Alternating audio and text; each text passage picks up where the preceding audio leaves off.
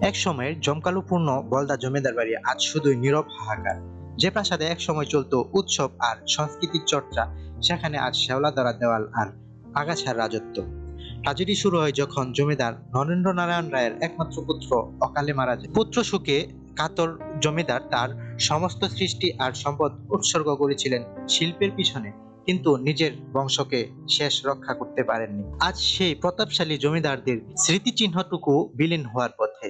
40 কক্ষের সেই রাজকীয় অট্টালিকা এখন জরাজীর্ণ ধ্বংসস্তূপ, যা আমাদের মনে করিয়ে দেয় সময়ের স্রোত সবকিছুই নশ্বর।